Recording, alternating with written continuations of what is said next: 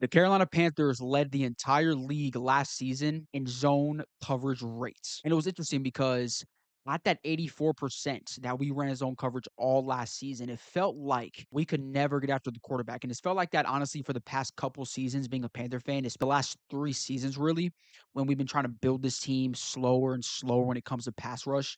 It was just interesting because when you look at the statistic, I'm going to put the teams on the screen here in a second. 6 out of the top 10 teams that ran zone coverage last year were also top 10 in sacks. I'm not saying necessarily your scheme needs to fit your pass rush, right? Because obviously there are some other teams that, was a great pass rush team, but they ran a bunch of man coverage, like the Texans, for example. They run a bunch of man coverage, but they were a team that obviously led the league last season in their duo, 27 sacks between Will Anderson and Daniil Hunter. So it's just interesting though, because Ejero Evero, I feel like it goes hand in hand. He's never really gotten the greatest opportunity to show his scheme at this level yet as the Carolina Panthers defensive coordinator because he's never really had the pass rush ability. Last season, he had to go with rookies, Nick Scorin, Princely Umanmielen. Pat Jones went down early in the season. Not to mention DJ Wanham was abysmal. He was starting all season and he still started and he was not good at all last season as a Carolina Panther. I feel like there's a bad wrap around Ejero Evero. The only problem is when you know your team is not that good when getting after the quarterback, you can simply not have the highest zone coverage rate in the NFL. But what's cool, Dan Morgan knows that. He knows that. He knows this is the scheme that we run. He knows zone coverage is heavy on this defense. You saw it against the Rams on that last drive when we could not get a single stop when they just marched down the field to beat us on that last drive. You know why we lost? It was not because of Nick Scott. It was because of our pass rush. We could not get a single stop. We ran zone coverage, and you could blame him on that, right? And again, you got to know that as a defensive coordinator, I have no pass rush. Let's not run zone coverage here. Okay, in the big situations.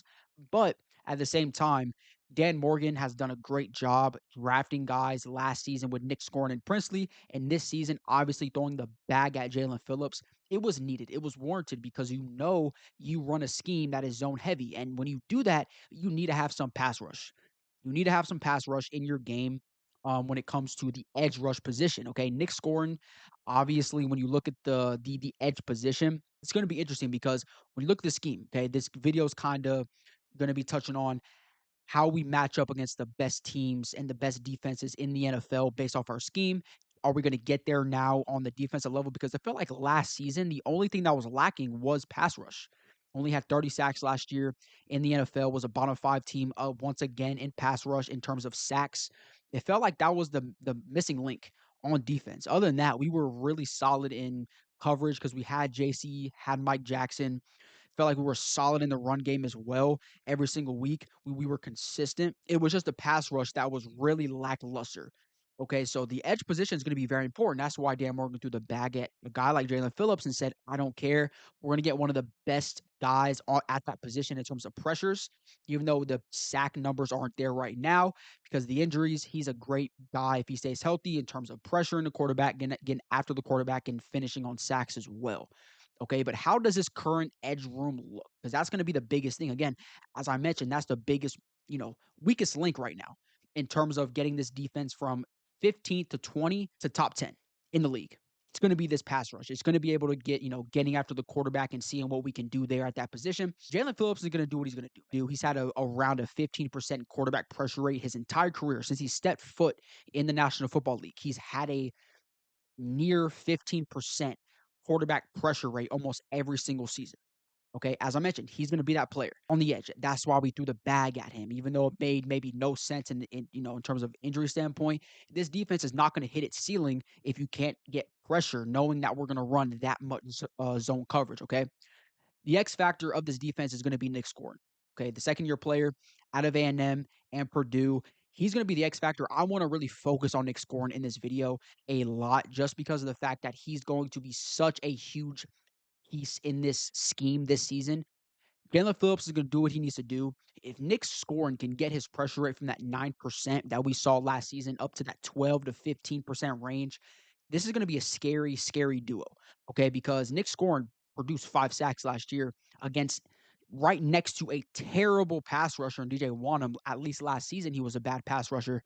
And 9% pressure rate, that's not great. You want to be up in the 12 plus percent if you want to be a very good pass rusher, solidify yourself as a starter in this league. You want to be up around the 12% range in terms of pressuring the quarterback, in my opinion.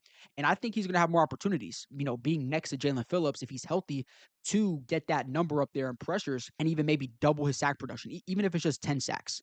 Being able to have a guy like that next to you where there's going to be so much attention there on the edge with Jalen Phillips, Nick Scoren has so much opportunity to get there as an edge rusher. And he rated pretty highly in terms of a rookie out of all pass rushers in the league. So I think there's so much potential this season when it comes to Nick Scoren on the edge, especially now you have Jalen Phillips there right next to him, who's going to, a lot of offenses are going to mainly focus on Jalen Phillips on the edge because they know how good he can be on the edge. So Nick Scoren is going to have plenty of opportunities to go out there and make plays. Okay, make plays. One thing I want to see from Nick Scoren next season is how can he produce in his speed rush? Okay, because we know he has the power, he has the size, he has the strength to go out there and bully, people into getting sacks. When we turn the film on, though, it was kind of underwhelming. Okay, when we turned the pass rush film on, it was underwhelming for a rookie who had 5 sacks. Three of those sacks were him because of coverage sacks, because our, secondary was that good of covering in the back end. He was able to just find his way to the quarterback. Okay. There was not too much flashiness as a rookie last year. Again, granted, he was a second round pick. He wasn't a first round pick at all. You didn't draft him in the first round expecting some crazy numbers in year one.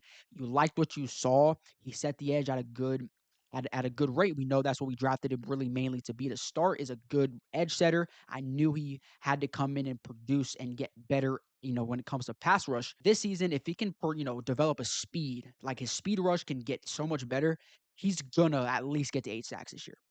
And having Jalen Phillips there as well next to him, and offenses are gonna have to basically look at him and say, I gotta respect him. Okay. That means Nick Scoren is gonna have more opportunities to get after the quarterback, right? So Nick Scoren is a X factor on the edge, and that's obvious, right? And not to mention we have Princely still on his second year. I love him, potentially as a pass rusher. I love Princely a lot. Pat Jones got injured. He was arguably our best pass rusher last year to start the season. He's still there as well. We have a good edge room, a very good edge room, depth. If someone goes down, if you want to rotate, you like Princeton on third downs, for the pass rush ability, you want to, mix some stuff up. I think you have opportunities if you're Ejero Evero to mix stuff up on the edge. But this is going to be the biggest position when it comes to getting this defense from 15th to top 10. Simple as that. This is the weakest link the past couple years is pass rush. When you play a scheme that has 84% zone coverage rate, you need to get after the quarterback. Simple as that. If you don't, you're going to give up big plays.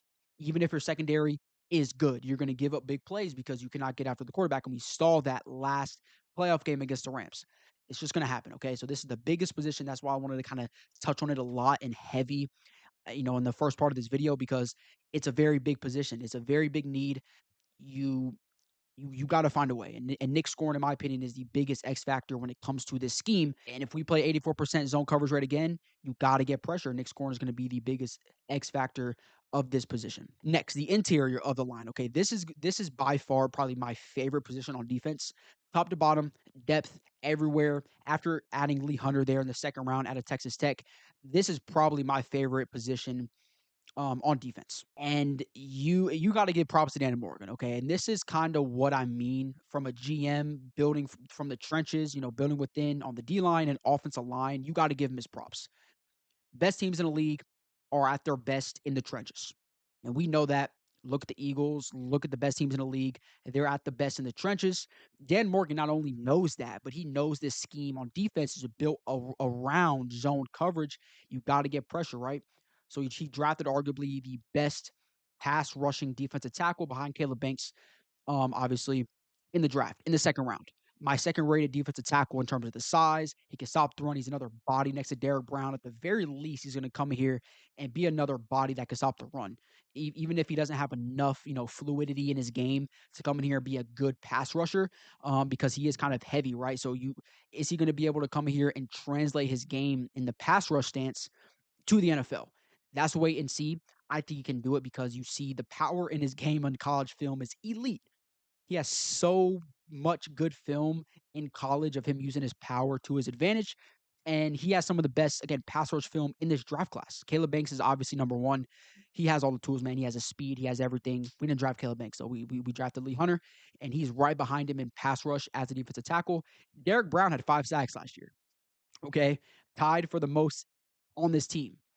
So you adding another player like that who can get after the quarterback at that position, you added Jalen Phillips, Nick Scorn is in year 2. You have so many opportunities to come in here and make splashes, okay? Lee Hunter, 10% pressure rate last season at Texas Tech, a 10% pressure rate. That's elite for a defensive tackle, right? Yes, it's the NFL. It's different. He might struggle to start in the NFL. It's different than college. I get that. But I'm letting you know, we drafted a guy that can get after the quarterback at that position, and it's only going to make this D-line so much better and fit the scheme so much better. Okay? Derek Brown last season, 5 sacks, 73 tackles. Okay, not only that, this position, you can switch with plenty of different rotations. Okay? Third and longs in passing situations, you can have, again, Jalen Phillips, Princely on the edge for pass rush purposes, right? And then you can have Lee Hunter and Derek Brown in the middle. Even Turk Warren, right? Because I'm not out on him. I'm not gonna lie. I'm not out on Turk Warren. Yes, the sack numbers have been inconsistent. We paid him a lot of money.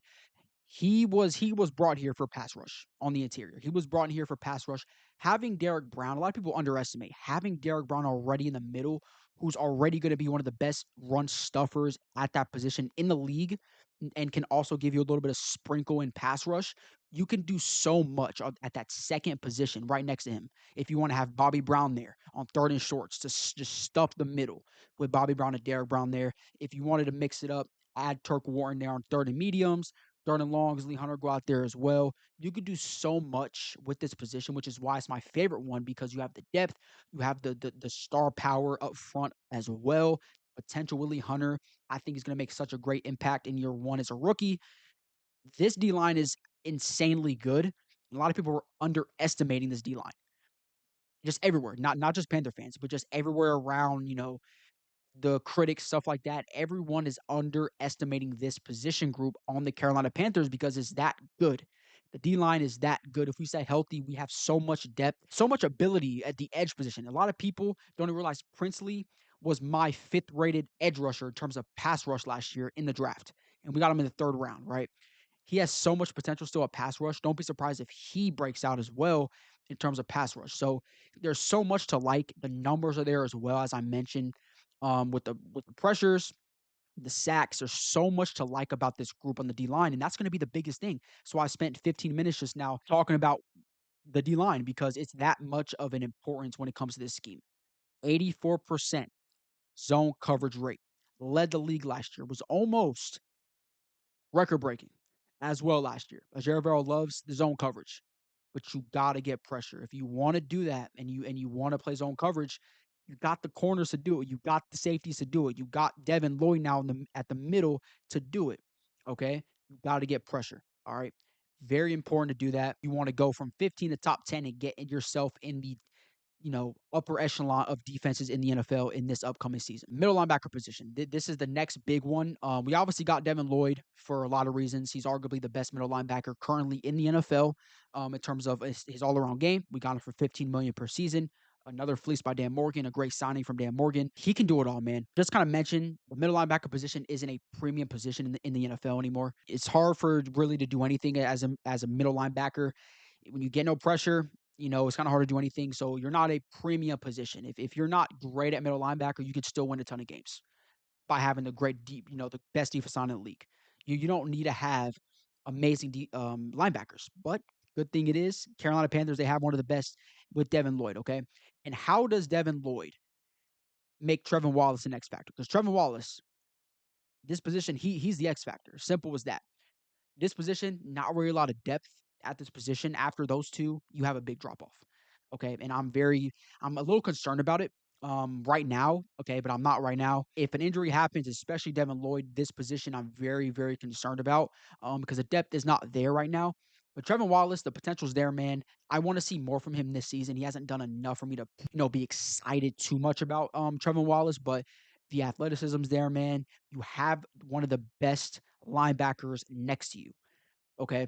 You're gonna be able to do a lot more in zone coverage, right? He rated 23rd last season out of 88 middle linebackers in zone coverage, and that was his biggest gripe out of year 1 was zone coverage, okay? And stopping the run, he was super good last year in terms of getting off blocks too as well. He was very physical. He was solid last year. There was a lot of things that, he still needs to get better on as a middle linebacker, but heading into year 3, I think I like him a lot more in terms of progression than guys like Shaw Smith-Wade and Xavier Legette. If you had to kinda, like, name some young guys that are, like, on thin ice. I love the potential that Trevor Wallace has in year 3 because of the fact that you have not only one of the better middle linebackers next to you, in your 3rd season in the league, but you also have, you're progressing a little bit. You're progressing a little bit, you're getting better, and that's the biggest thing when you're looking at it, okay? And how is this position gonna kinda affect, pass rush as well? I mean, Devin Lloyd had an insane he has insane pressure numbers every year. It's almost at 20% every single season. Devin Lloyd in terms of pressures every year, okay? He's gonna impact this D-line as well. He's gonna impact sack numbers, he's gonna impact pressure rate as well. I mean, it's crazy, okay? A lot of people don't wanna give Dan Morgan credit when it's due. He's been one of the best GMs in the NFL the last 2 years. Simple as that. Okay? Simple as that. If you look at the facts and just look at the statistics and look at where we were 2 years ago, pressures, sacks, and just what he's done to just flip that in 2 years, even, Bryce Young, the offensive line, the receiver core, how he's flipped this roster in 2, 3 seasons as our GM is insane. Okay? It's insane. That's another topic for another day, but that's worth mentioning.